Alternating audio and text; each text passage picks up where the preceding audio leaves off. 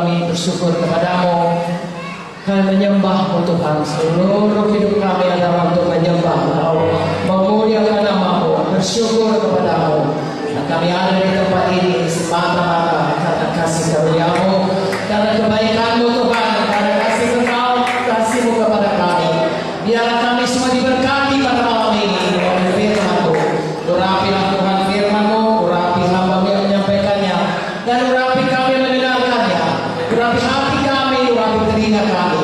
Biarlah Roh Kudus-Mu bekerja dengan kuatnya di tengah-tengah kami, sehingga kami boleh bertumbuh semuanya sesuai dengan panggilan-Mu bagi kami, bagi gereja-Mu di Sipolga ini Tuhan, bahkan bagi kami semua yang hadir di tempat ini. Diberkatilah kami semuanya Tuhan. Di dalam nama Yesus kami berdoa, dalam nama Yesus kami memuji dan menyembah dan bersyukur kepada-Mu Bapa. Haleluya, semua kita berkata amin.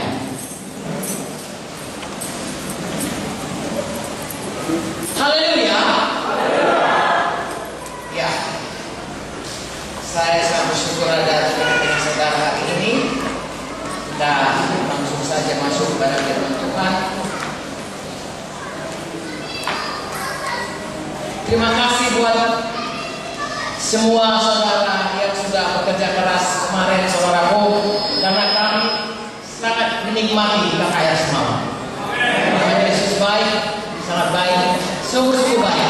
Kita semuanya selalu berkemenangan dan nama Tuhan dipermuliakan. Amin.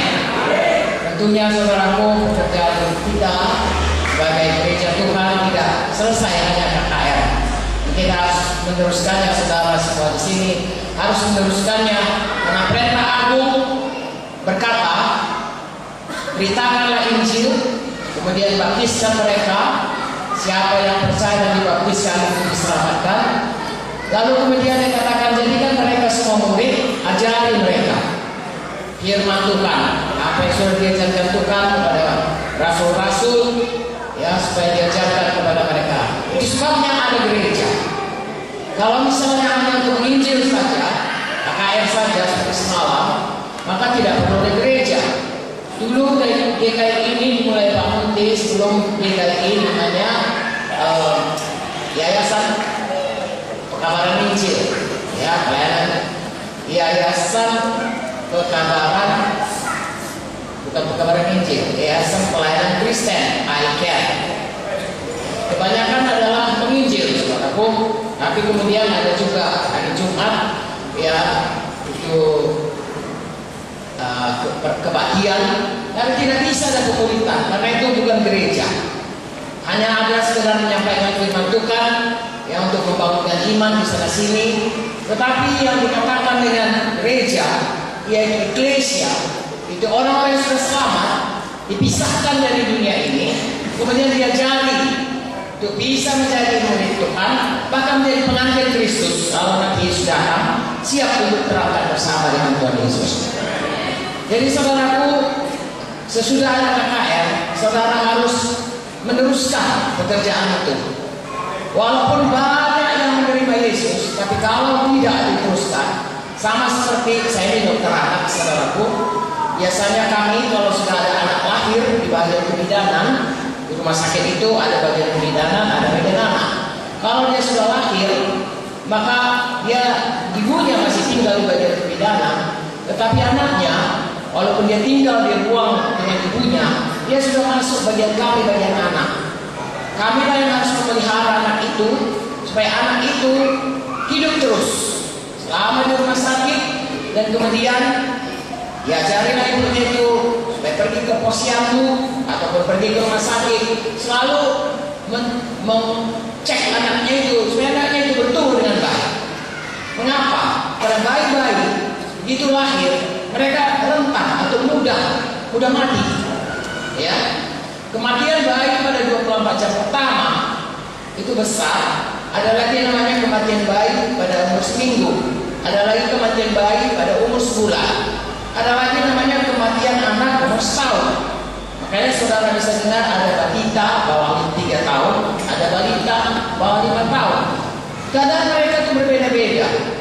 Dan orang tua, ya dengan kasihan dari dokternya, perawatnya, harus mengerti bagaimana merawat bayi ini dari mulai dia lahir sampai dia dewasa. Dan kami bagian anak merawat anak-anak atau orang-orang sakit dari mulai dia lahir, ya, kalau dalam kandungan itu masuk bagian kandungan, begitu dia lahir itu masuk bagian kami sampai umur 18 tahun. Dulu saya mau jadi dokter anak, saudaraku, karena 60% penduduk dari Indonesia ini adalah anak-anak 18 tahun, 60%. Saya melihat, saudaraku, itu adalah potensi yang sangat besar bagi manusia. Kalau baik dia pada masa anak-anaknya, seperti kata firman Tuhan, didiklah anakmu pada waktu muda dengan firman pada waktu tua, dia tidak akan menyimpang dari jalan Tuhan. Dan saya sangat bersyukur, saudaraku, ya, saya bisa masuk dalam bagian dokter anak, waktu itu saya belum selamat. Saya sangat bersyukur. Kemudian ada program dari pemerintah, bagaimana ada dibuka posyandu semuanya, saudaraku, mulai dari Bapak Soeharto waktu itu, ya, sehingga bayi-bayi itu mulai dari lahir sampai dia dewasa bisa tumbuh kembang, bisa dirawat dengan baik sehingga bisa sehat, kuat, dan kemudian jadi warga negara yang baik. Itu secara badan. Tapi secara rohani juga, bayi-bayi dari malam mereka lahir baru, yang baru lahir baru, itu seperti bayi. Siapa yang merawatnya? Kalau dalam ilmu kedokteran, kami dari bagian ilmu kesehatan anak. Tapi dalam rohani yang merawatnya gereja Tuhan. Itulah keluarga daripada orang baru lahir itu. Seorang anak kalau tidak ada keluarga, ya, yang merawatnya, maka anak itu, saudaraku, dapat dipastikan tidak akan bisa bertumbuh dengan baik. Pertama, kesehatannya. Kedua, mentalnya. Ya, bisa-bisa dia, saudaraku, jadi orang yang tidak baik pertumbuhannya, bisa jadi preman, bisa jadi orang yang depresi dan lain sebagainya. Karena tidak ada orang tua, bahkan bisa mati seperti saya katakan tadi pada umur yang dini. Nah, saudaraku, itu sebabnya Tuhan memberikan kepada kita perintah. Injili, sudah injili, muridkan, jadikan mereka murid, ajari mereka. Haleluya. Jadi kita hari ini ada di sini, kita sudah lama lahir baru tentunya, saudaraku, kita ada di sini, melayani saudara pelayan, hamba Tuhan, dan lain sebagainya. Ya, sudah lama. Seharusnya kita itu seperti anak-anak secara badani harus bertumbuh menjadi dewasa. Sekali saya pernah bertanya kepada anak-anak Tuhan, pelayan Tuhan di Medan, berapa lamakah menjadikan seorang itu dewasa? Kalau secara badani, tadi saya sudah katakan suatu, ya, sampai umur 18 tahun. Kalau 18 tahun mulai bisa masuk memilih di pemilu, itu sudah dianggap dewasa. Ya, sudah bisa bawa mengemudi mobil, saudaraku. Sebelum itu belum dilarang, belum bisa mengemudi. Saya tidak tahu sekarang 16 atau 18, tapi waktu zaman kami 18 tahun baru bisa mengemudi. Ya, 18 tahun baru bisa memilih. Itulah dianggap dewasa. Sekitar 18 tahun. Sebelumnya, saudaraku, masih remaja dan lain sebagainya. Dalam Alkitab dikatakan seseorang itu menjadi dewasa apabila dia berubah menjadi seperti Yesus. Haleluya. Meninggalkan manusia lama, lalu dia hidup dalam manusia baru, di mana dia mengenal jalan Tuhan dengan baik. Ya, nanti saya bacakan ayatnya, bisa saudaraku, yang mana dikatakan dewasa, yang mana dikatakan anak-anak. Atau kita baca saja sekarang. Ibrani 5.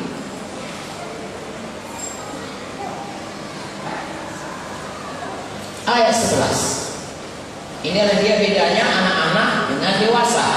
Saya percaya saudaraku, kita yang hadir ini semua kita ingin menjadi dewasa. Saudaraku, Tuhan Yesus itu akan menjemput kita pengantinnya. Tidak ada saudara yang di Sibolga ini memberkati, ya, pasangan di mana pengantinnya anak-anak. Semua pengantinnya harus dewasa. Kalau anak-anak saudara nikahkan kakak polisi, saudara. Sekarang ini tidak undang, ya. Ya boleh sembarangan kawin, ada umurnya. Ya, itu secara duniawi aja. Tapi firman Tuhan berkata, Tuhan akan menjemput pengantinnya. Sudah tahu dari mulanya Tuhan menentukan bahwasanya pasangan-pasangan yang menikah, Tuhan berikan jodoh yang sepadan. Tentunya saudaraku, Tuhan Yesus juga punya jodoh yang sepadan. Dalam buku Efesus dikatakan pengantin yang tidak bercacat, tidak berkerut. Tuhan kuduskan itu. Jadi kita juga harus menjadi gereja yang berjalan dalam kekudusan dan kebenaran Tuhan, dewasa secara rohani, supaya layak menjadi pengantin Kristus. Jangan anak-anak, saudaraku, hari ini saya mengimbau saudara dan mohon dengan sangat, jangan tinggal anak-anak. Mari bertumbuh semuanya. Ya. Kalau ada anak saudara, kalau umur 5 tahun, ya saudaraku, ya seharusnya sudah bisa makan sendiri, sudah bisa buang air sendiri. Tapi saudara harus, kalau dia pipis masih saudara juga yang menceboknya, beol masih saudara, makan pun saudara kan sedih. Kenapa anak ini begini? Ya apalagi kalau 18 tahun masih harus disuapin, masih harus dicebokin saudaraku. Wah itu sangat mengerikan, ya. Tetapi secara rohani, seorang anak Tuhan bisa tidak salah. Sudah pun saudaraku, ya lama mengikut Tuhan, tapi belum bisa menerima firman Tuhan yang menjadikan dia dewasa. Mari kita baca Ibrani 5 ayat 11. Sudah dapat? Oke. Tentang hal itu, saya suka kalau saudara buka Alkitab saudara. Ya, walaupun saudara punya handphone, pakailah Alkitab. Supaya saudara tahu di mana ayatnya dan saudara bisa ingat. Ya. Haleluya. Oke. Tentang hal ini, ayat 11, banyak yang harus kami katakan, tetapi yang sukar untuk dijelaskan, karena kamu telah lamban dalam hal mendengarkannya. Tentunya ini mengenai ayat-ayat di atas, yaitu mengenai Tuhan Yesus. Ya, banyak yang mau diterangkan oleh pengarang buku Ibrani ini. Hamba-hamba Tuhan di bumi ini, saudaraku, ya setuju kalau Ibrani ini ditulis oleh Paulus. Ya katakanlah Paulus, saudaraku, maka Paulus berkata bahwasanya banyak yang kuceritakan padamu, tapi belum bisa. Mengapa? Karena sukar kami menjelaskannya kepadamu, sukar untuk dijelaskan, karena kamu lamban dalam mendengarkan, sulit mendengar, sulit mengerti, ya sulit nangkap, sulit menyambut firman Tuhan. Hari ini saya percaya saudara sangatlah lembutnya hati saudara, maka saudara hadir di sini. Tetapi ada orang yang tidak mau saudara bertumbuh, sulit untuk disampaikan dengan firman Tuhan, sulit menjelaskannya, lamban dia untuk mendengarkan dan mau menyambut firman Tuhan. Kalau saudara baca dalam Matius 13, ya, dan paralelnya Markus 5 dan Lukas 8 mengenai benih yang ditabur. Benih itu adalah firman. Maka kita akan melihat, saya katakan saja, saudara baca sendiri, ya, mengenai benih yang ditabur. Matius 13, Markus 4, Lukas 8, ya. Bahwasanya benih yang ditabur itu adalah firman Tuhan. Amin. Dan kemudian firman Tuhan ditabur dalam hati manusia. Ada 4 macam hati manusia. Satu dikatakan seperti jalan, ditabur suatu barang tumbuh, datang burung dimakan, habislah firman. Itulah orang yang sama sekali nggak mau peduli firman Tuhan.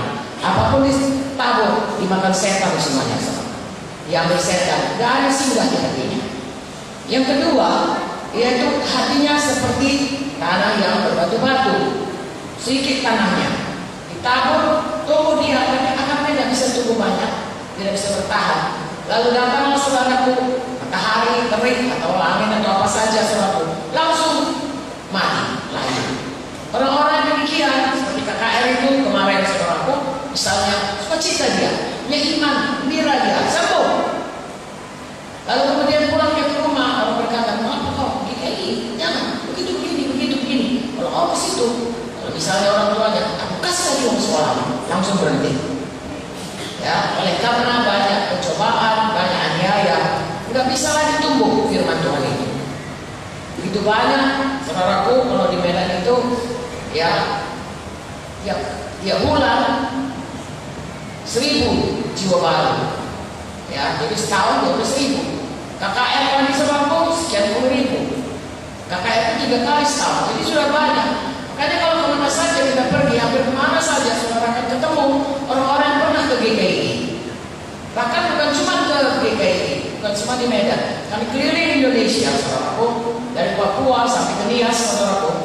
Ya, bahkan ke Timor Leste. Di Timor Leste pun ada orang yang selamat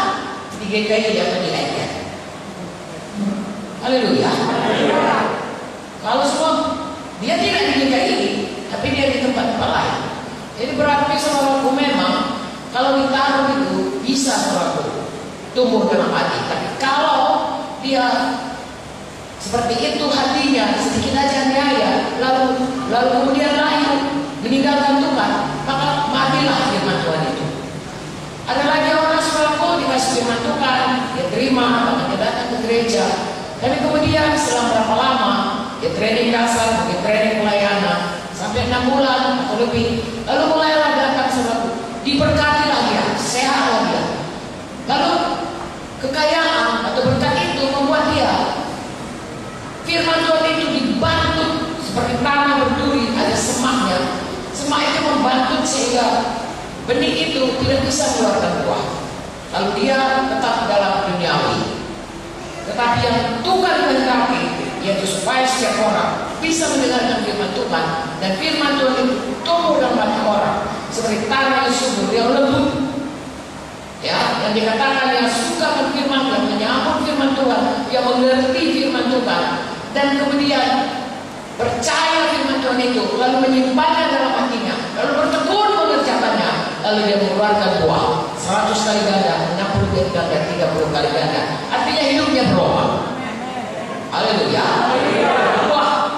Buah kebenaran. Amin saudaraku. Nah, begitulah seharusnya hati kita kalau kita mau mendengarkan firman. Tetapi dalam hal ini, orang-orang ini dia tidak mau mendengarkan firman. Itu sebabnya dia tidak bisa bertumbuh.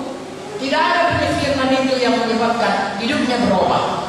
Makanya dia hanya seperti bayi-bayi terus. Di bayi saudaraku, bayi terus. Saudara tahu kalau bayi-bayi, ya kalau kami diajarin dulu saudaraku, bayi umur seminggu makanannya 6 kali 10 cc, 6 kali 20 cc, 6 kali 30 cc, sampai seminggu 6 kali 70 cc. Kemudian sesudah sebulan itu seterusnya 6 kali 100 cc.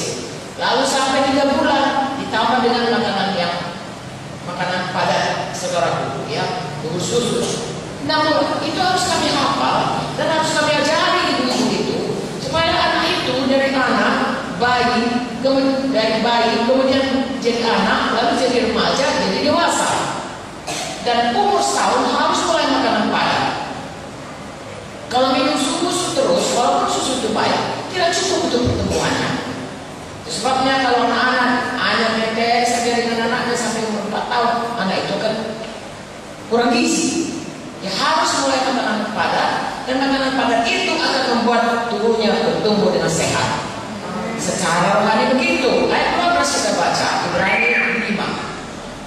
Saudara mengerti firman Tuhan ini? Bisa saudara diberkati? Bisa menjadi pelaku firman? Puji Tuhan. Kita baca ayat 12. Sebab sekalipun kamu ditinjau dari sudut waktu, sudah seharusnya menjadi pengajar, kamu masih perlu lagi diajarkan asas-asas pokok dari pernyataan Allah, dan kamu masih memerlukan susu, bukan makanan keras. Begitulah mereka itu seperti bayi-bayi. Mereka tidak bisa makanan keras. Mereka hanya mau susu saja.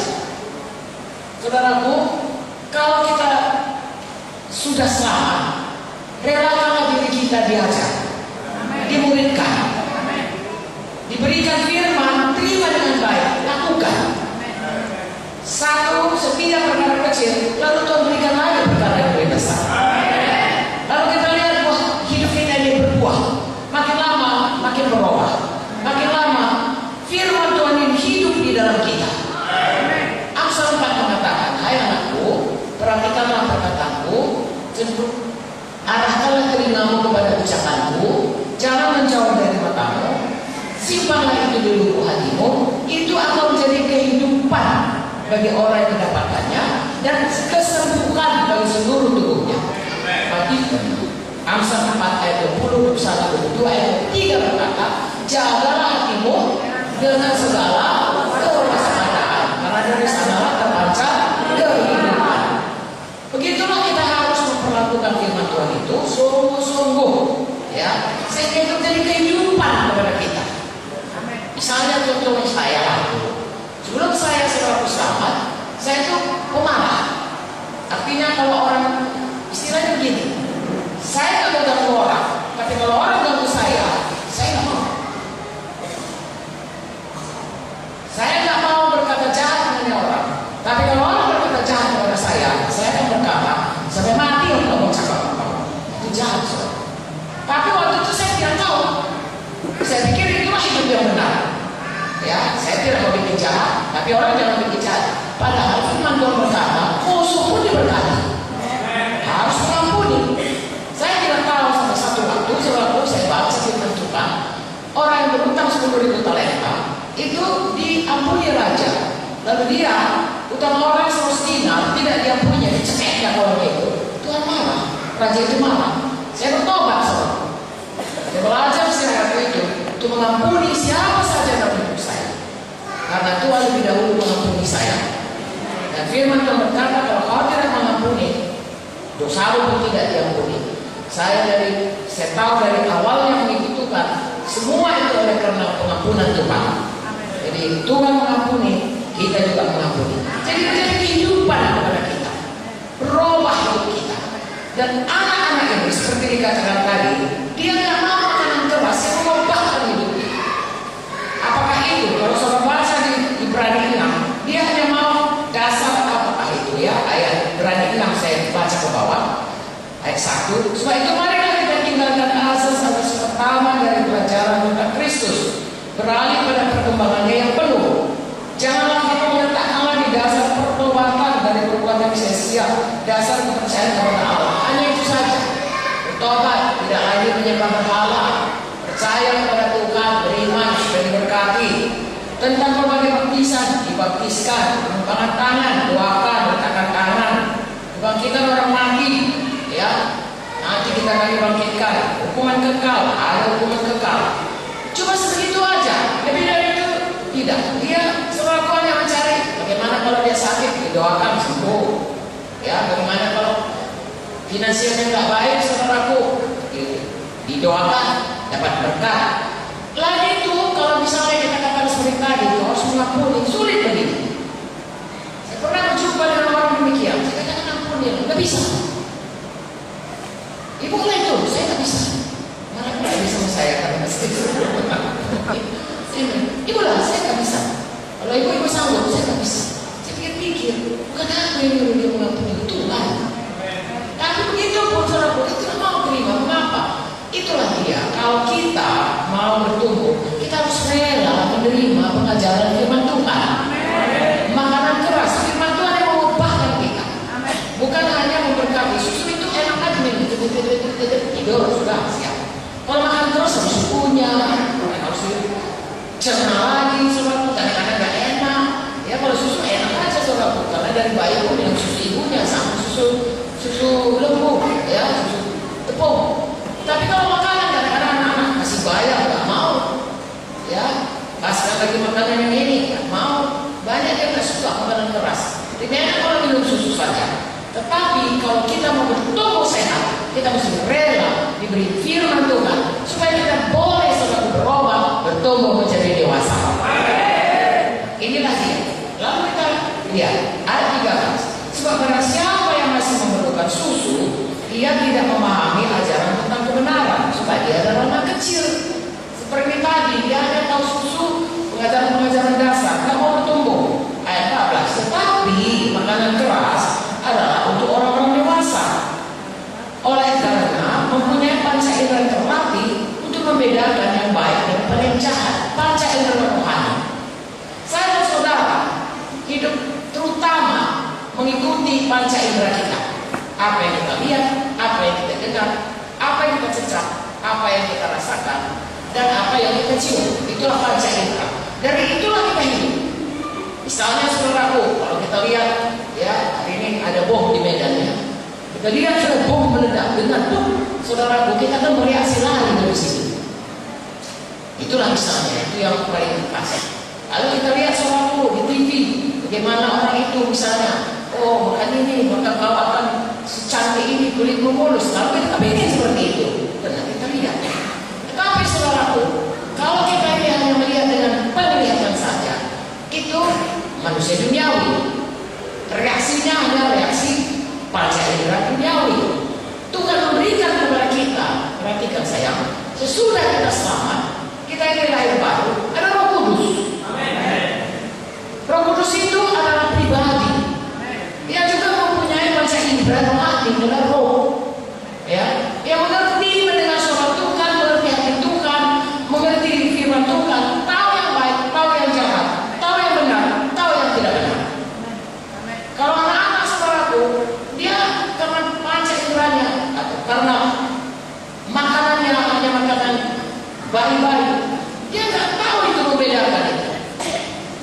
So perhatikan kalau anak-anak, kalau di dalam TV atau di koran dikatakan anak saya hilang, kalau misalnya di kedapatan, nanti ditanya dia kenapa dia sampai hilang. Dia berkata, tante itu iming-imingin saya bonbon atau kue atau uang. Jadi iming-iming langsung nggak tahu yang jahat, nggak tahu yang ikuti. Kenapa anak-anak kecil ya bisa diperkosa oleh pedofil? Orang-orang barat yang datang ke negeri-negeri yang seperti kita ini, lalu kemudian iming-imingnya itu anak-anak tamu itu, anak-anak laki-laki, kemudian diperkosanya dengan perbuatan jahat. Dengan apa? Dengan uang. Kenapa? Karena mereka tidak terlatih untuk membedakan yang jahat dengan yang baik. Nah, saudaraku, sebagai anak Tuhan, Tuhan meminta kita melalui firman-Nya harus bertumbuh. Makan makanan keras, firman Tuhan. Kita dengar, kita sambut, kita percaya, simpan dalam hati, kita kerjakan dengan bertekun. Lalu kita berubah, tahu yang baik, tahu yang jahat, lalu kita berjalan apa kata firman, itu yang kita ikut. Lalu kita lihat hari lepas hari itu kita berubah. Semakin hari, semakin menjadi seperti Tuhan Yesus. Nah, firman ini adalah Tuhan sendiri. Apa Tuhan tuliskan dalam firman Jepang. Kita ikut firman. Tadi malam firman yang disampaikan oleh Ibu Vicky Victoria. Bahwasanya apa yang dikatakan firman, kuasa firman tidak terbatas. Karena itu kuasa Yesus. Dan kalau firman ini kita ikut, karena itu kehendak Tuhan, karakter Tuhan, itulah yang jadi dalam hidup kita. Makin hari kita makin berubah menjadi seperti Yesus. Dengan kata lain kita bertumbuh menjadi dewasa rohani. Seperti saya katakan tadi, Tuhan Yesus mau pengantin yang sepadan dengan Dia, dewasa, sama karakternya. Haleluya. Kisah 11 saudara menerangkan mengenai satu gereja pada sidang pertama, ya, di mana anak-anak Tuhan yang dianiaya dari Yerusalem, dari Judea, dianiaya lari sampai ke Antioquia. Itu bukan lagi daerah Palestina, itu bukan lagi daerah Israel, sudah di luar itu. Lalu kemudian sampai di sana, mereka itu memberitakan Injil, banyak orang Yunani yang selamat, ya, juga orang Yahudi. Lalu mereka semua diajari, ya, diajari firman Tuhan. Anak-anak Tuhan memanggil, kemudian Paulus datang dan Silas di situ mengajari. Setahun diajari. Lalu dikatakan di situ, maka mereka di situlah pertama kali orang-orang yang percaya Yesus disebut namanya Kristen. Kenapa? Kristen artinya Kristus, Kristus kecil. Orang-orang hidupnya seperti Tuhan Yesus, seperti Kristus. Kenapa? Hidupnya berubah. Mereka adalah orang yang mengasihi. Mereka adalah orang yang betul-betul percaya kuasa Tuhan. Mereka orang-orang yang kudus, tidak mau ikut dalam dosa. Orang-orang pada zaman itu berkata, kalau kau susah, panggil aja itu orang Kristen yang pasti mau menolong. Saya mendengar ada gereja Tuhan demikian. Orang berkata, gereja ini semua ditolongnya, rohani, badani, materi semua. Orang miskin ditolongnya, orang yang terikat dilepaskannya, dari setannya, dan orang-orang sakit didoakan sembuh. Orang yang perlu pertolongan ditolongnya, keluarga yang berantakan dipulihkannya. Memang itulah panggilan kita. Haleluya. Nah, jadi saudaraku, kita melihat bagaimana orang-orang Kristen itu harus berubah. Kalau kita menyandang nama Kristen, artinya kita itu seperti Kristus. Kalau namanya seperti Kristus, kita harus berubah hari lepas hari. Semakin hari, semakin seperti apa kata firman Tuhan ini. Dengan perkataan lain, manusia lama kita sudah kita tinggalkan, kita hidup dalam manusia baru. Berjalan dalam kekudusan dan kebenaran Tuhan yang sesungguh-sungguhnya. Haleluya. Nah, itu sebabnya saudaraku, saya dan saudara harus bersungguh-sungguh hati untuk terus bertumbuh menjadi dewasa sampai Tuhan Yesus datang atau sampai kita pulang ke surga. Saudaraku, saya sering katakan, ya, jadi dalam hal ini dulu saya ulangi. Anak-anak rohani, dia tidak tahu membedakan yang jahat dengan yang benar. Dia hanya tahu kepentingan dirinya. Halo? Orang dewasa rohani, dia makan makanan firman ini kenyang, cukup, sehingga dia tahu kebenaran, tahu yang benar, tahu yang salah, tahu yang Dengan demikian dia tidak mudah ditipu. Maka dia diberkati Tuhan dan memberkati orang dan bisa mengerjakan maksud Tuhan dalam hidupnya. Jadi itu dulu saudara. Ya, saya dan saudara harus membuat keputusan. Aku tidak lagi mau anak-anak, aku mau jadi dewasa Bapak. Karena Tuhan mengatakan jangan kau anak-anak, harus kau dewasa. Gereja Tuhan ini harus gereja yang dewasa. Kalau setahun, saudara sudah berapa? 25 tahun di sini, 25 tahun. Itu kalau 25 tahun itu sudah dewasa ya. Kalau tadi baru, saudara buka cabang, katakanlah cabang di salah satu kota di sini, saudaraku, salah satu kecamatan, itu gerejanya baru, jiwanya jiwa baru. Dalam tempo setahun mungkin dia yang baru ngerti hanya bagaimana supaya berdoa, bagaimana supaya baca firman. Belum tahu banyak-banyak mengenai firman. Tapi kalau sudah 25 tahun, saya dan saudara, saya sudah 50 tahun mengikut Tuhan, beda dengan gereja yang baru. Gereja di Sibolga ini harusnya sudah mulai beranjak dewasa. Haleluya, saya percaya saudara suka hal ini jadi di sini. Amin, saudaraku. Itu adalah kehendak Tuhan. Haleluya. Ya. Jadi saudaraku, hari ini saya mau sampaikan bagaimana kita supaya bersama-sama dewasa, supaya Tuhan Yesus berkenan kepada kita. Tahu saudara, pada waktu manusia diciptakan, Tuhan menciptakan kita dalam buku Kejadian. Ya, pada hari ke-6, sungguh sangat baik kata Tuhan. Pada waktu dia mau, saya bacakan saja Kejadian 1 ayat 26, 27, 28. Tuhan menciptakan manusia. Kejadian 1:26 berfirmanlah Allah, baiklah kita menjadikan manusia menurut gambar dan rupa kita, supaya mereka berkuasa atas ikan-ikan di laut, burung-burung di udara, atas ternak, atas seluruh bumi, atas segala binatang laut yang merayap di bumi. Maka Allah menciptakan manusia itu menurut gambarnya, menurut gambar Allah diciptakannya dia, laki-laki dan perempuan diciptakannya mereka. Allah memberkati mereka, dan Allah berfirman pada mereka, beranak cuculah dan bertambah banyaklah, penuhi bumi, taklukkan itu, berkuasalah atas ikan-ikan di laut, burung-burung di udara, atas segala binatang yang merayap di bumi. Amin. Tuhan menciptakan manusia segambar dengan Tuhan. Amin. Haleluya. Allah itu roh adanya. Jadi kita ini punya roh, tetapi Tuhan menciptakan kita juga dengan tubuh. Dan ada jiwa kita, itulah yang bisa merasa, mendengar dan lain sebagainya. Amin.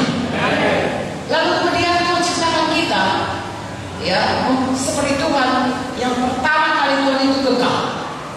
Makanya kita ini semua kepingin, tak ada yang mau mati. Siapa saudara sini mau mati? Semua mau menunggu. Amin. Kalau bisa datang Tuhan Yesus supaya kita hidup selamanya. Amin. Itulah kerinduan anak-anak Tuhan. Karena itu segambar dengan Tuhan.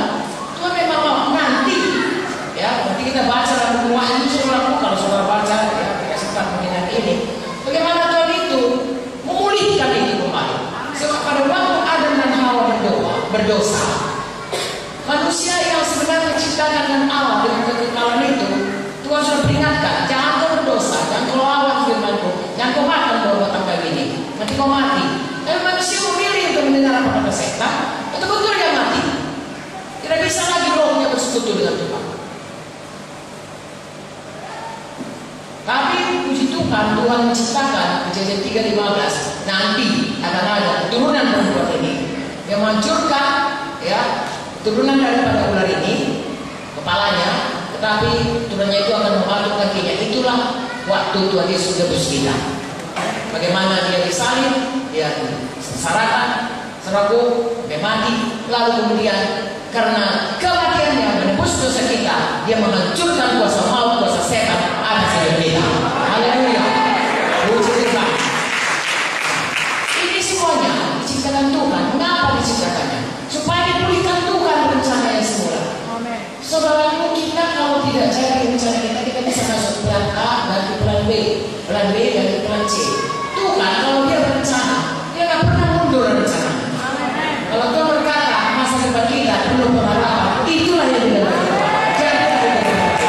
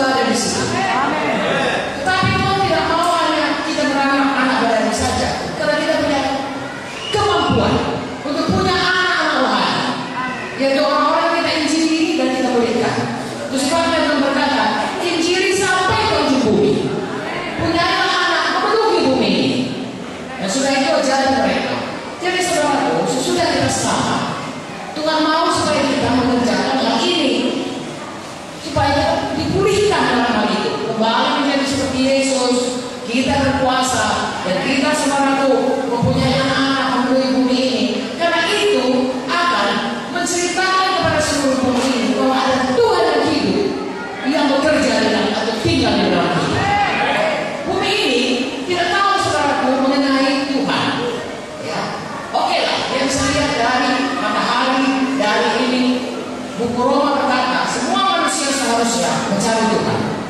Dia melihat semua dunia ini, kenapa matahari tiap pagi, kalau lihat di sekolah, tiap hari matahari dari sana terbit, tenggelamnya di sana. Tidak pernah dari sana terbit, tenggelamnya di sana. Kenapa? Karena ada Tuhan yang mengatur. Amin. Karena ada Tuhan yang memeliharakan bumi ini. Karena Dia berkuasa pencipta langit dan bumi. Nah, seharusnya manusia dapat mencari. Saya mengalami, karena saya selamat. Itu sudah saya sama dokter. Nah, selama itu saya selalu berpikir, di mana Tuhan itu? Bagaimana? Siapa Tuhan itu? Manusia ini, kenapa dia ada? Mau kemana dia? Ada apa di bumi ini? Habis mati, orang mati itu semua. Kalau aku tiap hari, kalau ada orang Chinese mati, pukul-pukul semuanya, saya pikir kemana itu? Kalau ada orang Batak, kami selama perkara di kampung mati, ada yang bergantung diri, ada yang sakit, tipes, karena zaman saya masih sakit seperti itu untuk meninggal. Tidak ada sakit jantung pada waktu itu, sekarang ini banyak sakit jantung. Kalau dulu tipes, kolera itu bikin mati, sebab ya, malaria. Nah, kemana dia pergi? Manusia itu diberikan Tuhan kekekalan, berhamba mengatakan, sehingga mereka mencari Tuhan. Saya kan itu saya tanya kepada ibu saya, ini orang semua ada agamanya, agama Islam, agama Buddha, agama Kristen. Mama, Papa, kemana kita pergi? Ya, waktu itu kami belum ke gereja. Nah, lalu ibu saya berkata, kelihatannya orang-orang pergi ke gereja itu kita lebih baik dari dia. Nah, itu makanya perlu kita pergi ke gereja, memancarkan kebenaran. Ada Tuhan di sini, ada Tuhan yang baik, ada Tuhan yang berkata, ada Tuhan yang ini. Dan gereja dipancarkan oleh anak-anak Tuhan yang dewasa, oleh gereja Tuhan yang dewasa, yang berjalan dalam kebenaran dan kekudusan yang sesungguhnya. Jadi saya sampaikan ini kepada saudara untuk menambahi lagi hati saudara bertobat-tobat untuk menjadi dewasa. Haleluya. Karena memang kita diciptakan untuk menjadi orang yang segambar dengan Tuhan, orang yang berdewasa dan orang yang memenuhi bumi ini. Dan itu hanya bisa untuk orang-orang yang dewasa rohani. Bagaimana mungkin punya anak rohani kalau tidak dewasa rohani? Hanya orang dewasa rohani yang bisa punya anak. Haleluya. Dari hari ini saya depankan kepada saudara, saya sampaikan firman Tuhan ini. Marilah kita semua bertumbuh dewasa.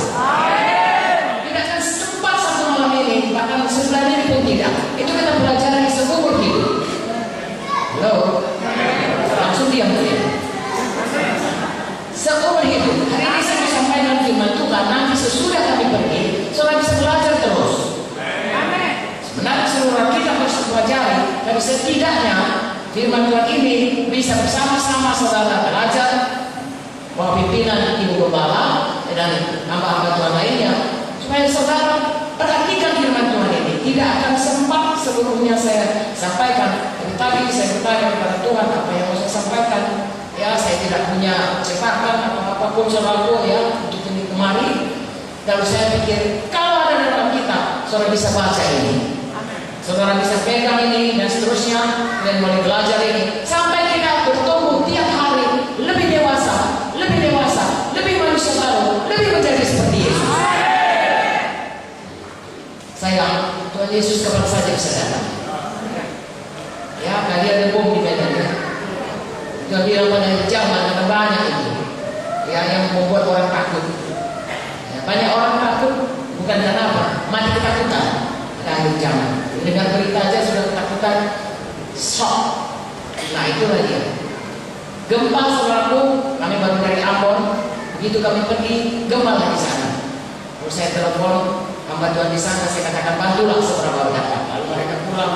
Saudara barusan waktu kita KKL dan SMS-nya, kami sudah pergi ke pulau ini, kami sudah begini dan begitu. Saya bersyukur mereka itu ikut menolong. Seperti Matius 25, kalau ada yang telanjang, kalau ada yang dalam penjara, kalau ada yang sakit, kita harus pergi menolongnya.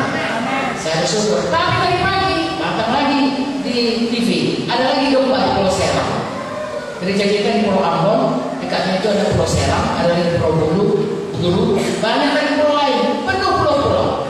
Saudara kalau digerakkan Tuhan, pergilah ke sana jadi hamba Tuhan. Banyak sekali jiwa-jiwa, banyak sekali pulau-pulau. Ya, tadi orang hamba Tuhan ini berperahu-perahu saudaraku ke pulau mana saja. Ya, itu pun sudah ada yang goncang-goncang saudaraku. Kalau di sana saudaraku, saudara laut pulau. Kasihan saudaraku, beritakanlah Injil kepada mereka. Nah, itulah dia saudaraku pada akhir zaman. Saudaraku, akan ada berita-berita seperti ini. Tuhan Yesus datang kapan saja, ya. Dan kalau Tuhan Yesus masih lambat datang, saya dan saudara pasti mati. Tidak ada kita yang tidak mati. Seluruh manusia ini, itulah satu kepastian yang tidak bisa. Syukurlah Tuhan tidak menentukan kapan kita mati. Seperti orang yang dihukum mati itu, ya. Kalau misalnya dikatakannya tanggal 30 Januari 2020 kau mati, mungkin ada orang-orang nakal dia main-main dulu, nanti tanggal 30 baru dia subuh. Tapi kalau tidak, kita selalu berjaga-jaga. Setiap saat kita bisa mati, setiap saat kita bisa pulang ke surga karena Yesus datang. Itu sebabnya mari bersungguh-sungguhan kita bertumbuh menjadi dewasa, bertumbuh menjadi seperti Yesus, menjadi gereja yang dewasa, bertumbuh dengan hidup dalam kuasa Tuhan, bertumbuh dengan berbuat baik bagi Tuhan. Haleluya. Deal, saudaraku. Deal artinya setuju. Setuju. Jadi. Kenal. Diberkatilah saudara.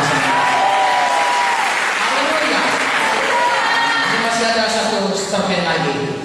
Saya sampai kepada menyatakan, mari kita bertumbuh dewasa. Jangan lagi kita mau tinggal anak-anak. Kalau selama ini kita berpikir kita masih anak-anak, saudaraku, belum terlambat. Mari kita mulai. Kalau selama ini kita sudah bertumbuh, jangan berhenti. Tinggalkan lagi. Mari kita bersama-sama sebagai tubuh Kristus. Amin. Jaga gereja Tuhan ini, gereja dewasa, memancarkan terang Tuhan. Orang yang berkata, ada Tuhan Yesus di sana. Bukan hanya karena orangnya sembuh, tetapi orang-orangnya macam Tuhan Yesus yang dalam Alkitab itu. Kita jumpa sama dia, belum ngomong pun dia sudah damai dengan kita. Haleluya. Saya suka cerita pada waktu dulu saya masih praktek, saudaraku. Ya, ini salah satu contohnya. Lalu ada pasien saya dia bilang, dok, tadi saya itu demam, sampai di sini kok nggak demam lagi ya? Saya nggak bohong, dia katakan. Iya, saya bilang syukurlah. Tapi nanti kalau orang demam lagi, ya udah anakmu tinggalin aja di sini, saya katakan. Maksudnya saudaraku, ada kuasa saudaraku di rumah Tuhan. Haleluya. Kemudian anak saudaraku kejang-kejang, lalu dibawanya kejang-kejang sampai di situ ada yang main-main. Lalu dikatakan, anakku ini sudah main-main, tapi tadi dia panas dan kejang. Saudaraku, di rumah Tuhan ada kasih Tuhan, ada kuasa Tuhan, ada kebenaran.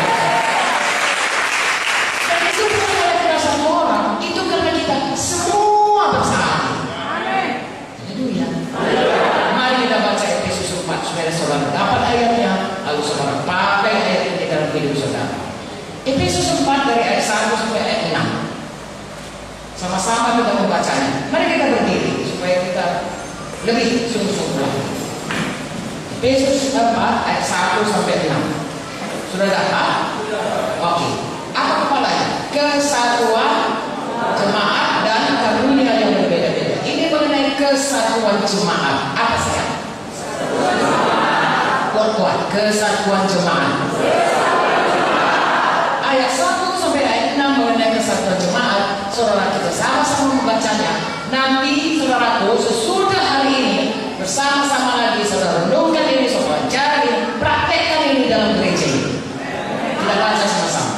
Sebab itu aku menasihatkan kamu, aku orang yang membicarakan tentang Tuhan, supaya hidupmu sebagai orang-orang yang telah dipanggil berpadanan dengan panggilan itu. Stop. Yang menuliskan ini Paulus. Dia dipenjarakan gara-gara memberitakan Injil. Tapi dia beritakan ini kepada orang Efesus supaya gereja Efesus itu bersatu. Tadi kita katakan ini diberitakan pada GKI Simorga supaya GKI Simorga bersatu. Amin. Kalau sudah bersatu, terus bersatu. Supaya hidupmu sebagai orang-orang yang telah dipanggil berpadanan dengan panggilan itu. Ayat 2, sama-sama. Hendaklah kamu selalu rendah hati, lembut hati, dan sabar. Tunjuklah kasihmu dalam hal sabar. Perhatikan apa yang saudara harus kejar. Ya, apakah itu? Rendah hati, lagi lemah lembut, lagi sabar, lagi dalam hal. Inilah saudara harus lihat. Apa itu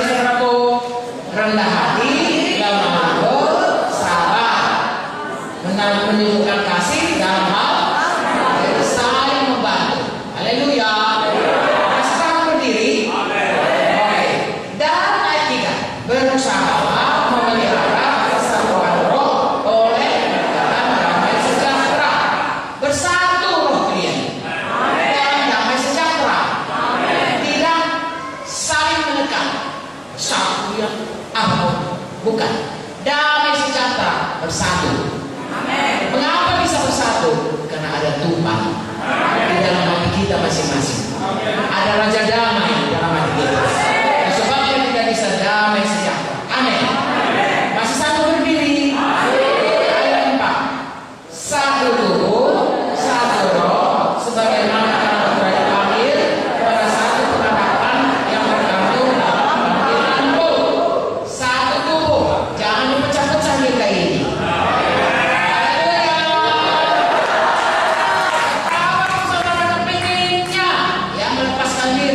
Saudara sama dia dengan membuntungi tubuh Kristus. Adalah tidak baik kalau ada seseorang kita atau saya buntungi teman saya. Tidak mempermuliakan Tuhan. Tetap bersatu. Amin. Satu roh. Haleluya. Dan tunduk kepada roh Kristus, roh kudus. Tunduk pada firman Tuhan. Amin. Dan satu pengharapan. Haleluya.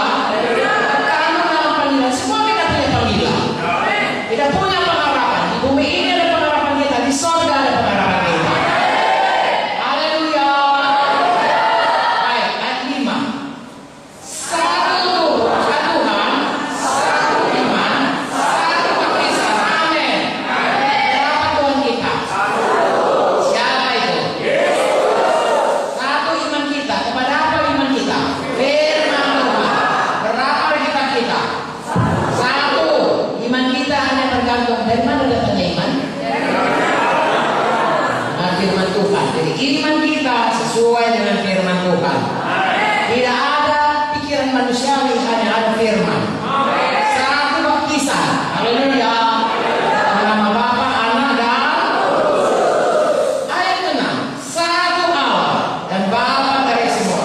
Allah yang di atas semua dan oleh semua dan di dalam semua. Berapa Bapa kita?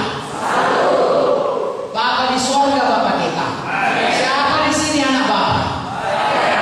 Semua kita anak Bapa. Semua kita. Haleluya. Silakan duduk dulu. Jadi saudara, tolong supaya saudara bersatu, pegang ini. Ingat bahwasanya ada panggilan kita, yaitu untuk jemaat yang bersatu. Apapun dibilang, peliharalah ini. Haleluya. Kalau ada suara yang memecah, itu bukan suara dari Tuhan, bukan suara Roh Kudus, itu suara dari neraka. Suara setan, suara iblis. Saudaraku. Haleluya. Kalau saudara, kalau kita perjamuan kudus, itu perjamuan kudus roti dipecah-pecah. Tuhan Yesus dipecah-pecah. Semua yang diperbuat Tuhan Yesus adalah lambang penebusan kepada kita. Tuhan Yesus sudah terbilur-bilur supaya kita sembuh. Tuhan Yesus dipecah-pecah supaya kita bersatu. Tuhan Yesus sudah mati supaya kita hidup. Tuhan Yesus sudah dihukum supaya kita bebas dari hukuman masuk surga. Tuhan Yesus sudah miskin supaya kita jadi kaya. Tuhan Yesus dihina supaya kita dipermuliakan. Jadi semua itu gunanya adalah untuk menebus semua kutuk dosa. Jadi saya dan saudara harus selalu mempertahankan kesatuan tubuh, karena itu kehendak Tuhan dan itu mempermuliakan Tuhan. Saudara bisa bayangkan, saudaraku, kalau tubuh Kristus dipecah-pecah. Kalau ini tubuh saya, saudara lihat, kepala pada tempatnya, tangan pada tempatnya, saudara nyaman di sini kan? Coba kalau tangan saya di satu dia ke sini, gini-gini kepada saudara. Bahasa saudara dari situ semua berkata, jangan Yesus. Ya saya tahan begitu, tangannya di kepalanya gitu. Tidak mempermuliakan. Nah, Tuhan Yesus juga, kalau kita mempermuliakan dia, harus tubuh Kristus yang harmonis, yang kompak, bertumbuh bersama-sama. Kompak bersama-sama. Pada tempatnya bersama-sama. Nanti kita bahas. Saya dan saudara harus bertumbuh bersama-sama. Haleluya. Kita ini anggota tubuh Kristus. Percaya saudara? Satu Kristus harus berkata, kita ini anggota tubuh Kristus. Ya, masing-masing kita ada tempat. Amin. Amin. Satu dengan yang lain, diawal. Bayi, sudah mau bayi, beratnya 3 kilo, ada kepalanya, ada tangannya, cocok proporsinya, cocok tangannya misalnya. Tidak ada tangannya panjang, tangan monyet kan? Tidak ada.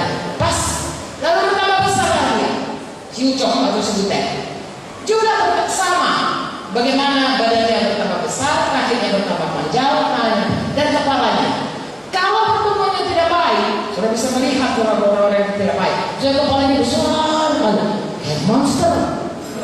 Ya, atau kanan kirinya bagus, matanya besar, sudah jadi tumor. Ya, atau kakinya yang sebelah saudara kecil, yang satu normal, yang satu kecil, sudah jadi lumpuh. Tidak ada kemuliaan bagi tubuh demikian. Makanya gereja Tuhan harus bertumbuh bersama-sama, bersatu, dewasa, menjadi kemuliaan bagi nama Tuhan. Jangan itu saudaraku, karena sesudah kita selamat, tidak ada hidup kita ini kecuali menyampaikan maksud Tuhan dalam hidup kita. Haleluya. Saya sering bercerita mengenai seorang saudaraku yang bersaksi kepada supir taksinya. Dia katakan, "Oh itu Tuhan lah, ini orang Afrika kulit hitam. Itu Tuhan lah, Tuhan itu baik, Tuhan itu kalau kita percaya Dia, wajib kita ke surga. Surga itu rumah kita besar. Yang ada rumahmu di dunia ini, ada rumahmu dibikin Tuhan di surga. Jalannya emas, sana semuanya orang nggak harus di sini perang-perang kita ini. Semuanya aman, damai, nggak ada masalah. Diceritakannya semua yang baik-baik mengenai surga, seperti kita baca dalam buku Wahyu itu. Lalu kemudian menjelang tempat dia gerejanya, ditanya sama supir ini, Pak, dari tadi Bapak cerita surga itu baik, surga itu baik. Kalau kita mati kita di surga. Bapak ini kenapa nggak mati aja? Dia kata. Kenapa Bapak nggak berdiri mati aja? Nanti kan Bapak kan ke surga. Baru mau dia cerita, udah sampai lah dia di tujuan. Lalu turun dia berpikir dia, gimana aku menerapkannya sekarang ini? Saudaraku, sebenarnya kita memang betul. Begitu kita selamat, sudah ada rumah kita di surga. Tapi kenapa kita dibiarkan Tuhan hanya umur? Masih hidup dan kita diberikan pada umur. Coba saya tanya saudara, kenapa? Karena ada rencana Tuhan dalam hidup kita. Dan saya dan saudara, selama hidup di dunia kita hanya satu kali hidup di dunia ini. Gak bisa, cok dulu Tuhan, rupanya salah yang dulu. Baliklah aku lagi, gak bisa. Sekali selamanya. Itu sebabnya saya dan saudara harus bersungguh-sungguh hati menghidupi hidup kita. Saya ulangi, kita hidup hanya sekali. Dan dalam kurun waktu yang tertentu. Mazmur berkata 70 tahun, kalau buat 80 tahun. Sesudah Eva paling lama 120 tahun katanya. Oke, katakanlah 120, bahkan 1000 tahun. Usia pertama sekitar 1000 tahun. 1000 tahun saudaraku, ya dibanding kekekalan itu juga ada apa-apanya. Hanya setitik dalam satu garis yang panjang yang tidak berhingga. Hidup kita di dunia yang 100 tahun ini. Dan dalam 100 tahun itu ditentukan bagaimana pola hidup kita dalam kekekalan itu. Itu sebabnya saya dan saudara harus bersungguh-sungguh hati. Dengan apa bersungguh hati? Apa kata Tuhan? Haleluya. Apa kata orang? Apa kata Tuhan yang betul? Orang kaya anak muda itu saudaraku. Orang berkata, kali dia, kaya dia, begitu dia, begini dia. Kau jadilah seperti dia. Orang Tuhan akan berkata begitu pada anaknya. Tapi Tuhan berkata, kalau orang kaya pikirannya kaya saja.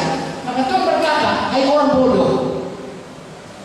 Kau kaya dalam harta, dan miskin secara rohani. Harta surga. Saudaraku, semua orang bilang orang muda ini baik. Kalau Tuhan berkata dia bodoh, bodohnya ini. Kita mengikut Tuhan sungguh-sungguh. Lalu orang bilang kita bodoh. Orang bilang saya bodoh, gila tadi.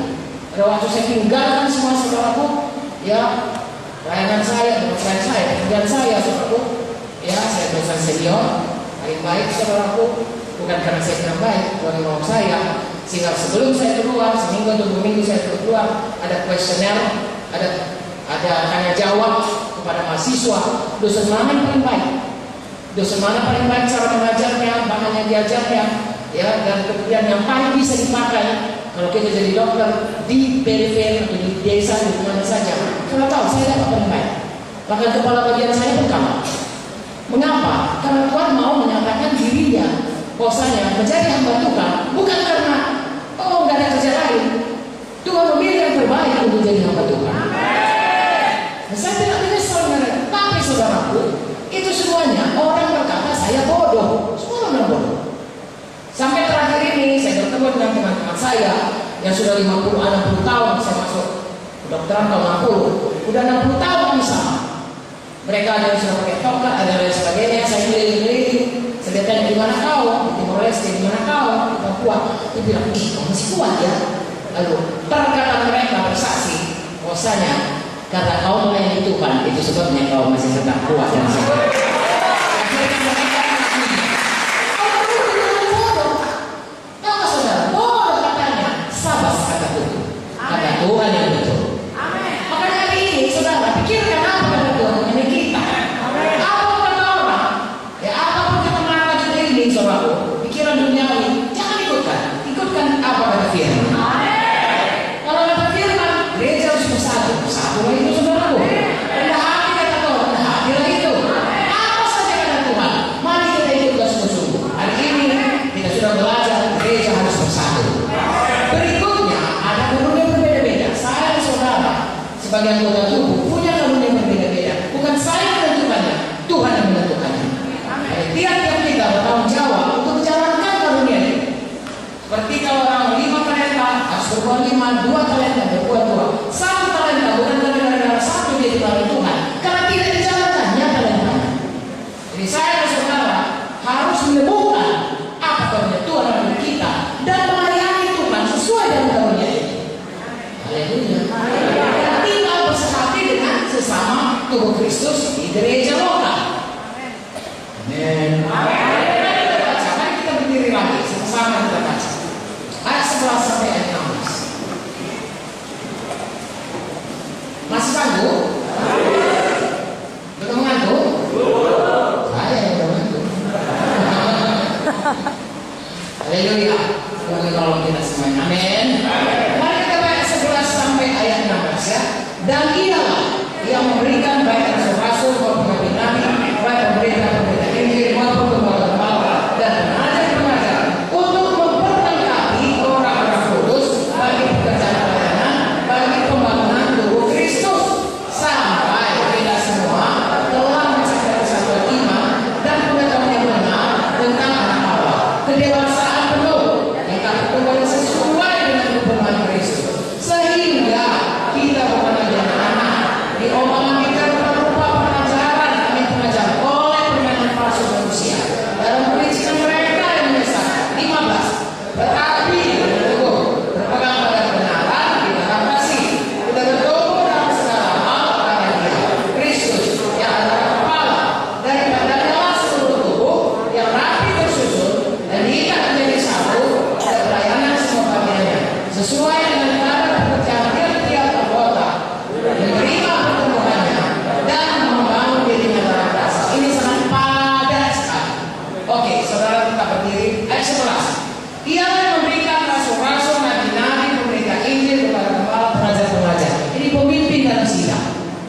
Saya dengan cepat saya katakan, ya, kalau rasul-rasul dia punya karunia dari Tuhan untuk membangun sidang, memulai sidang, dan kemudian membangun sidang yang lain. Jadi kalau ada simbolga, ada cabangnya, ada cabangnya, ada cabangnya. Itu panggilan rasul. Katakan amin. Ada yang kalau saudara punya hal seperti itu, saudara kembangkan, jangan nggak usah aku rasul, nggak gunanya. Yang perlu kerjakan saja. Dan biasanya ada tim. Kalau saudara lihat rasul-rasul ada timnya. Paulus sama Silas, ya, sama Barnabas, dan sebagainya. Saudara bekerja sama sesama orang yang punya panggilan yang sama untuk membangun sidang ini. Amin. Ada lagi nabi-nabi. Nabi-nabi itu jangan perjanjian baru adalah untuk mengarahkan bagaimana sidang ini. Misalnya, kita perlu KKR sekarang ini.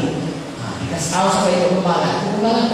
Saya dapat dalam doa saya, kita perlu KKR ini supaya banyak lah, supaya roh penginjilan, supaya jiwa-jiwa bisa menginjil. Ya banyaklah jiwa baru kita. Misalnya, saya rasa pujian penyembahan kita perlu ditingkatkan. Dua sekat kita perlu dia. Saya rasa kita perlu buka. Nampaknya sudah terbuka pintu di kampung ini atau kota ini. Dan lain sebagainya. Menolong bekerja sama dengan rasul. Katakan amin. Lalu saudaraku bisa bertumbuh sedang itu bersama-sama. Haleluya. Tidak perlu saudara berkata, aku nabi. Kau dengar aku, jangan saudara. Tadi kita sudah baca rendah hati. Amin. Lalu kemudian pemerintah Injil, Mbak, seperti Ibu Victoria, diberitakan Injil.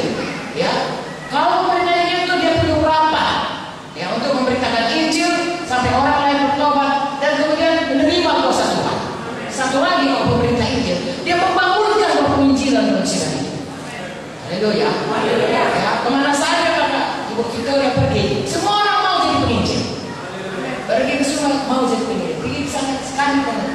dia sudah datang. Mengapa? Memang itu pekerjaan daripada panggilan daripada penginjil. Ya, selain daripada dia menginjil dan memberitakan, dia membangun kalau penginjil. Saya percaya Cibolga ini roh penginjilan akan dibangun. Haleluya. Kemudian gembala ini saudaraku sudah ke-99 masuk kandang, tinggal satu, masih itu juga dipikirkannya. Ya, kalau Nabi saudaraku, yang satu ini bikin urusan saja, suruh bikin jauh-jauh supaya jangan dan lari dari yang lain. Tapi kalau gembala, saya sudah masuk pun dia berkali-kali menjatuh ke jurang, masih dicarinya. Karena ada hati gembala, perlu hati gembala supaya domba-domba bisa diberkati. Gembala yang baik, bukan gembala upahan. Kalau gembala upahan, kiranya buang aja, upah saja. Gembala yang baik, rela mati bagi domba-dombanya. Lalu pengajar. Nah, makanya saya termasuk pengajar. Saudara saya strap berdiri. Kalau saya tanya, ya kalian, kalau kalian belum gitu ngomong, saya ulang lagi dari mula. Karena mengajar sebab dia mesti dari nggak tahu menjadi tahu. Perlu supaya punya doktrin yang benar dalam sidang itu. Haleluya. Ini adalah sidang gunanya ayat 12 melengkapi semua anak Tuhan untuk pekerjaan pelayanan pembangunan tubuh Kristus. Jadi ada gembala, ada guru, ada rasul, ada nabi, ya, ada penginjil. Itu adalah sidang, ya. Tidak perlu begitu semua itu bukan itu yang perlu. Kita saudara Tuhan Yesus berkata bukan untuk dia dilayani sebagai seorang, bukan. Yang perlu kita datang untuk melayani seperti Tuhan Yesus. Kalau kita melihat saudaraku, ya, training, kemudian diajak menginjil, diajak mengunjungi, diajak saudaraku, memberi dan lain sebagainya, dilatih. Ya, di sini dikatakan pekerjaan pelayanan itu, kalau bahasa Inggrisnya work of ministry. Work itu artinya pekerjaan. Saudaraku, semalam itu kita semua kerja. Betul? Capek nggak? Melayani itu capek. Ya, datang pagi-pagi masih rapi, masih berbedak. Sore sudah luntur semua bedak. Begitulah kita melayani juga. Capek, saudaraku, berkeringat, ya berkorban. Semua kan berkorban kan? Korban tenaga, korban uang, korban waktu, korban perasaan. Sudah diajak orang di dunia pula kita. Padahal supaya dia selamat yang masuk kita. Semua rela. Apakah itu? Pekerjaan pelayanan. Nanti lain kali saya akan menyampaikan. Tapi hari ini cukup dan selalu tahu bahwa saya melayani Tuhan itu satu pekerjaan. Saya melayani Tuhan bukan mocok-mocok. Apa saya? Bukan mocok-mocok. Bukan. Katakan, saya melayani Tuhan sungguh-sungguh hati. Itu satu pekerjaan. Bukan sambilan. Sungguh-sungguh hati menyampaikan panggilan Tuhan. Amin. Untuk pembangunan tubuh Kristus. Jadi tubuh Kristus ini dibangun kalau kita semua dilengkapi dalam panggilan kita masing-masing. Haleluya. Itu makanya ikuti training, ikuti semuanya apa yang disuruh oleh pemimpin-pemimpin saudara. Sehingga dengan demikian kita selain kita bersahati, kita juga bertumbuh dalam panggilan kita yang berbeda-beda, karunia yang berbeda-beda. Ayat 13, sampai kita mencapai kesatuan iman, pengetahuan yang benar tentang Allah, kedewasaan penuh, tingkat pertumbuhan sesuai dengan penuh, sampai kita hari lepas hari bertumbuh menjadi dewasa. Mengapa? Supaya kita jangan lagi ditipu. Datang saksi Jehovah, nggak tahu kita. Datang saudaraku berlari yang sesat, nggak tahu kita. Tapi kalau kita diajari, kalau kita bertumbuh bersama-sama, kalau kita bersahati, kalau kita masing-masing saudaraku melakukan pekerjaan, nggak ada orang bisa menipu kita. Saudara tahu ini, bangunan ini, nggak ada satu bisa mengambil temboknya, atau satu. Tapi kalau di luar itu sendiri-sendiri, mudah orang mencurinya, batu batanya, atau kosennya, atau apa saja lah. Tapi kalau lengket dia semua, bersatu dia semua, nggak mudah orang mencurinya. Setan nggak bisa mencuri menipu kita kalau kita bersahadi, kalau kita ada pada tempat kita.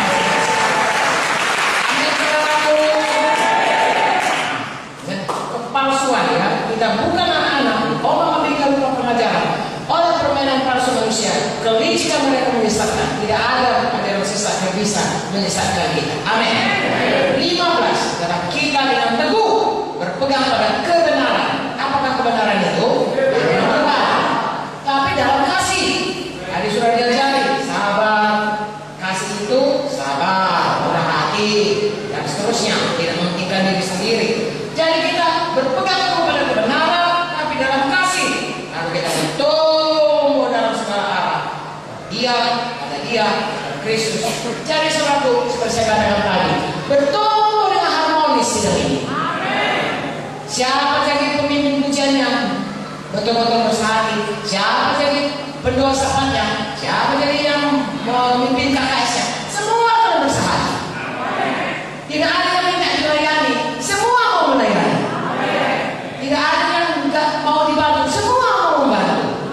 Ini ada semuanya tadi dikatakan. Ya, dalam hal saling membantu. Saya ulangi yang tadi, hidup mau bersama, ya, dengan rendah hati, lemah lembut, sabar, tunjukkan kasihmu dalam hal saling membantu. Haleluya. Berpegang pada kebenaran di dalam kasih. Amin. Ayat 16. Daripada adalah seluruh tubuh rapi tersusun, diikat jadi satu oleh pelayanan semua bagiannya, sesuai dengan jalan tiap anggotanya, terima pertumbuhannya dan membangun dirinya dalam kasih. Semua ada tugas. Semua kita. Yang nyapu lah, kalau nggak bisa nyapu berdoa, kalau nggak bisa berdoa mengunjungi, kalau nggak bisa mengunjungi masak, kalau nggak bisa pergi membawa jiwa-jiwa. Semua ada bagiannya. Tidak ada yang dilayani, semua melayani. Haleluya. Dengan demikian tubuh ini, ya tubuh Kristus ini bertumbuh semuanya. Tubuh saya ini kalau nggak bekerja saudara, bisa lumpuh. Ada satu orang pasien kami dulu, masih sabar sendiri. Dia malas sekali, dia sudah sembuh, malas dia pulang, gak ada kerjanya. Jadi dibilangnya, kakiku masih lumpuh dokter. Kami pun tahu itu. Tapi kami pun sudah pulang mempermainkannya. Iya Pak, ini ada, saya lupa namanya. Masih lumpuh kakinya. Iya, dilurus-luruskan kakinya yang enggak lumpuh itu, supaya jangan pulang tiap hari dapat makan pagi, dapat snack, dapat makan siang, dapat snack, dapat makan malam, dikasih vitamin. Gak ada sakitnya, malas dia saudara, gak mau dia kerja. Diluruskan, kalau saudara sudah sekian lama betul-betul lumpuh. Betul lumpuh, karena tidak digerakkannya bagian. Saudara jangan ada lumpuh. Mari semua ambil bagian, bekerja sama-sama. Sekarang membantu. Jangan berkata aku kurang melayani. Jangan. Tuhan berkata anak manusia datang bukan untuk dilayani, tapi semakin tinggi kita saudaraku pelayanan kita, ya semakin melayani. Kedudukan saudara dalam tubuh Kristus bukanlah satu kuasa yang dipakai untuk meninggikan diri, tapi satu pelayanan yang membuat kita lebih melayani lagi. Saudara baca di dalam Matius 20, saudara mengerti Tuhan Yesus mengatakannya. Jadi dari sini saudaraku, bahasa tempat ini, satu kita harus bersatu, kedua kita harus ambil bahagia masing-masing, dan kita bersehati dan tidak mundur, bertumbuh dalam bahagia kita masing-masing, diikat antara satu dengan yang lain, bersehati, saling menundukkan diri, saling membantu, lalu kita bertumbuh bersama-sama, dewasa rohani, orang melihat kemuliaan Tuhan ada dalam sini. Cari dahulu, maka sekaliannya. Dan kalau kita cari itu saudaraku, kita cari persatuan, kita cari pelayanan dalam tubuh Kristus satu dengan yang lain, maka sekaliannya pun akan ditambahkan kepada kita. Saudara sangat diberkati Tuhan. Amin. Sekarang silakan dulu.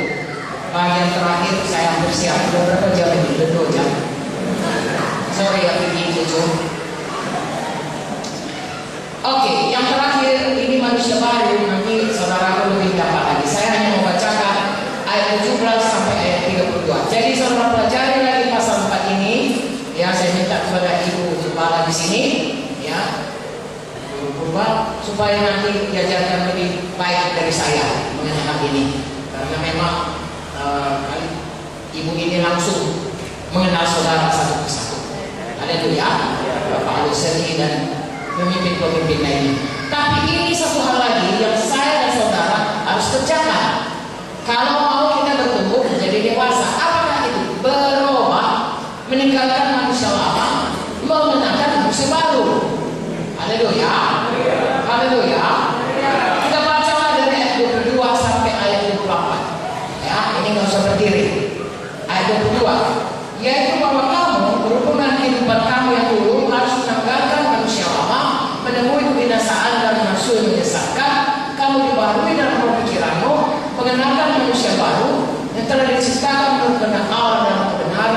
urusan sesungguhnya. Sayang, segala sesuatu yang ada dalam Yesus adalah kejadian baru. Yang lama sudah berlalu, yang baru sudah datang. Pada waktu saudara dan saya dibaptis, gimana saudara? Dibaptis, kita dibaptis ditenggelamkan ke dalam air. Artinya kita ikut mati seperti Yesus mati. Apa kita yang mati? Manusia lama. Halo. Lalu kita bangkit dalam satu manusia baru, dalam Kristus. Karena doanya begitu kan. Kami membaptiskan kamu ke dalam permandiannya, sama seperti Yesus kemudian Bapa dibangkitkan, maka kita juga dibangkitkan dalam hidup yang baru dalam Yesus. Itulah baptisan. Lalu kemudian kita bangkit, kita gak ada lagi ini manusia lama juga udah mati.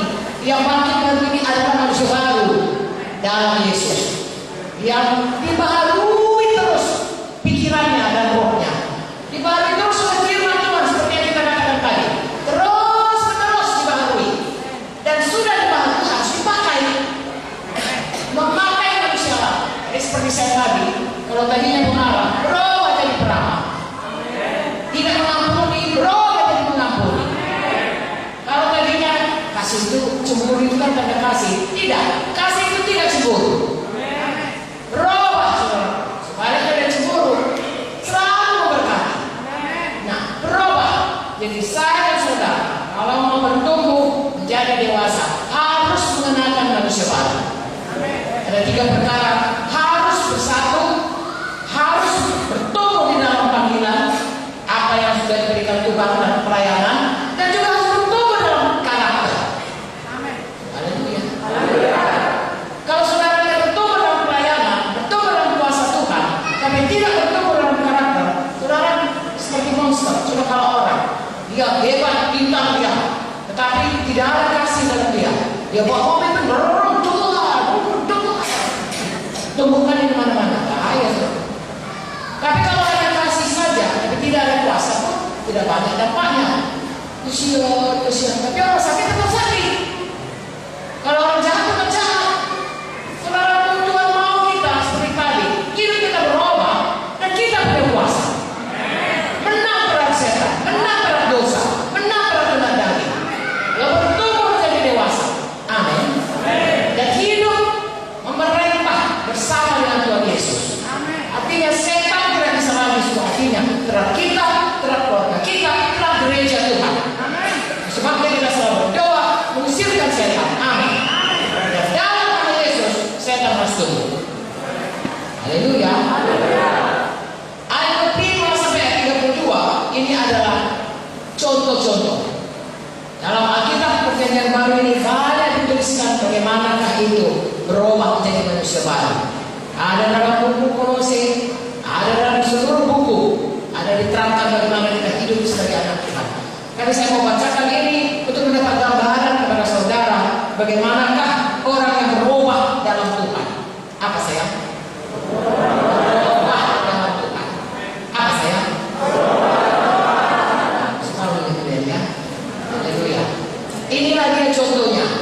Ya, salah satu. Kalau saudara terus bertumbuh, nanti akan saudara lihat bahwasanya satu persatu sifat Kristus itu menjadi kodrat bagi kita, menjadi gaya hidup kita. Sehingga seperti orang-orang Antioch yang mengatakan inilah dia Kristus kecil, orang-orang pun yang berkata pada GKI ini, simbolnya ini, orang itu persis seperti apa yang dibilang Tuhan Yesus sama kita. Terus itu baik kali, orang itu kayak gitu. Saya dulu saudaraku mau menikah dengan Pak Mute karena dia baik kali. Dia nggak tamat saudaraku sekolah, tapi dia baik kali. Ya, saya banyak juga kenal dengan pendeta, tapi dia lain sendiri. Ya, dia baik sekali Pak Mute itu saudaraku. Dia sangat pemurah, dia sangat mudah hati. Ya, saya harus selalu punya warisan itu dalam hidup saudara, karena itu dapat dari Tuhan Yesus. Amin saudara. Ya, kalau saudara lihat matanya, saudara lihat danau yang tenang, saudara terus tenang. Seberapa hebat itu? Jangan kalau orang lihat mata kita, orang jadi ketakutan saudara.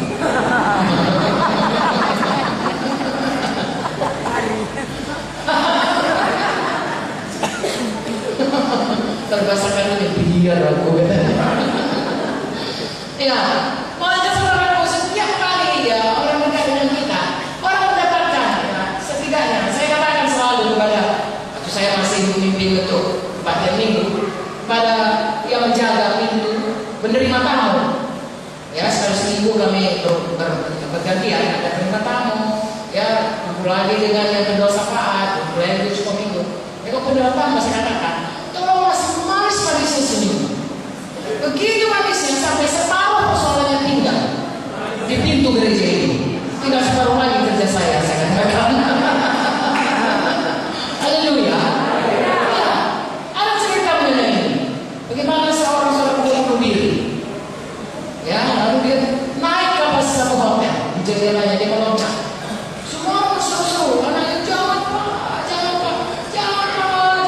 Istrinya juga berseru-seru, kawannya juga jangan. Semuanya bilang, dia nggak tahan aku lagi. Karena hidup ini nggak tahan aku lagi. Aku mau loncat aja lagi siap. Jangan pak. Panggilan Pak Polisi. Pak Polisi jangan. Ini sudah disediakan ini semuanya untuk pemadam kebakaran, jangan pak. Tidak ada apa-apa. Tidak ada bisa nolong aku. Hidup gue sudah hancur. Apa pun dibilang, stres sekali aku. Tidak bisa, aku mati saja. Jangan. Kalau kamu mau aku hidup, ada pendeta. Dia katakan, ini paling pendeta aja bisa nolong aku. Ada pendeta seperti itu. Pak, ini yang bukan pendeta. Mencari dia. Oh, dia lebih parah bukan pendeta ini. Lebih stres sebenarnya. Taruh lagi harapanku. Nah, itulah anekdotnya. Maksudnya saudaraku, kita kalau datang, bawalah pengharapan kepada Tuhan.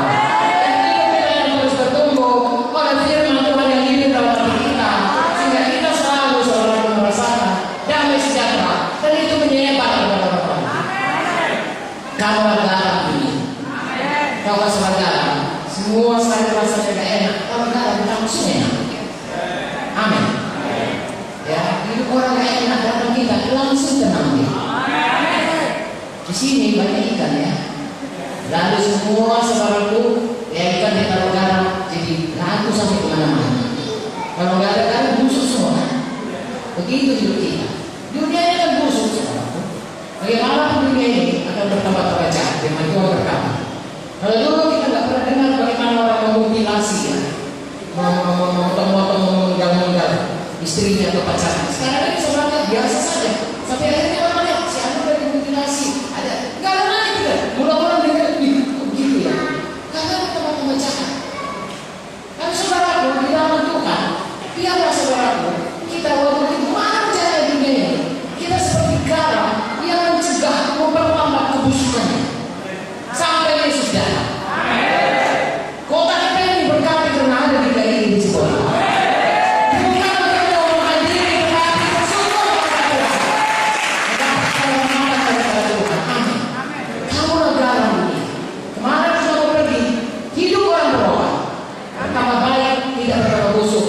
Bertambah enak, bertambah manis karena ada garam.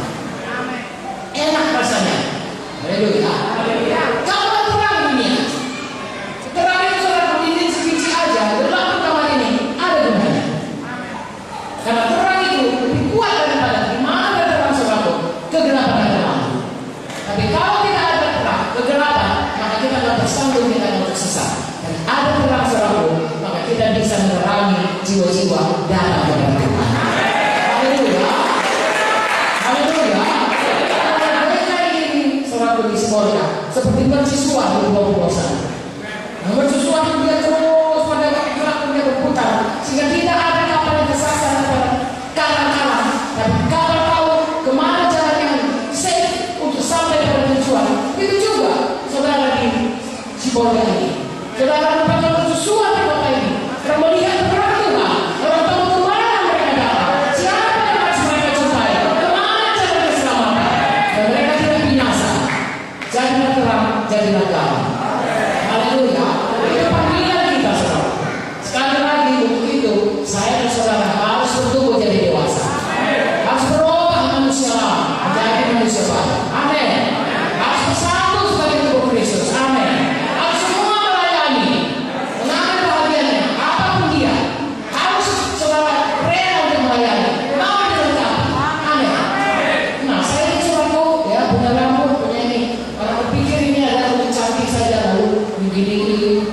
Oh, seperti itu.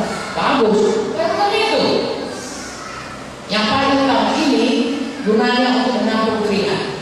Sekiranya setiap hari ini saya akan keringatan.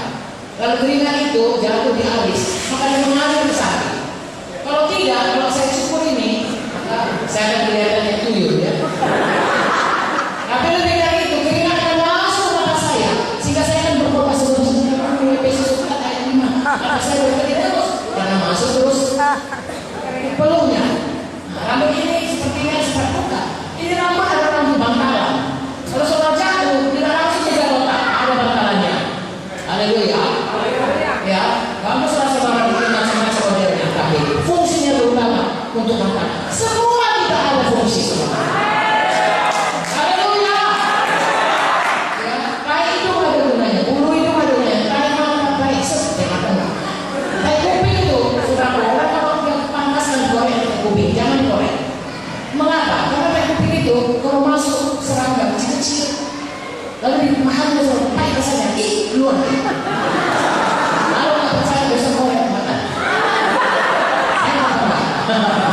Saya saja saudara. Ya, haleluya. Jadi saudara dan saya harus bersungguh-sungguh hati menjadi dewasa, berubah tiap hari, kemampuan kita berubah, pelayanan kita bertumbuh, kebersatuan kita bertumbuh. Adakah saudara diberkati? Kita baca ayat 25 sampai ayat 32, kemudian saya serahkan kepada Ibu Joyce. Kita baca sama-sama. Mari kita berdiri. Ayat 25 sampai ayat 32. Oke, 1, 2, 3. Sama-sama kita. Saudara, saya biarkan saudara baca 25, saya baca 26. 1, 2, 3.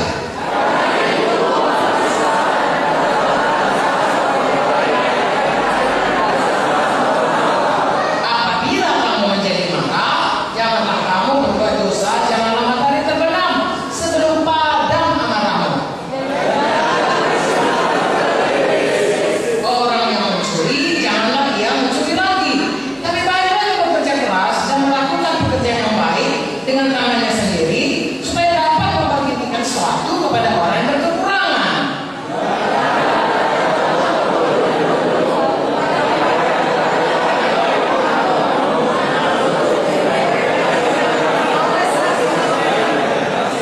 Dan janganlah kamu mendukakan Roh Kudus yang telah menceraikan kamu menjelang hari penyelamatan.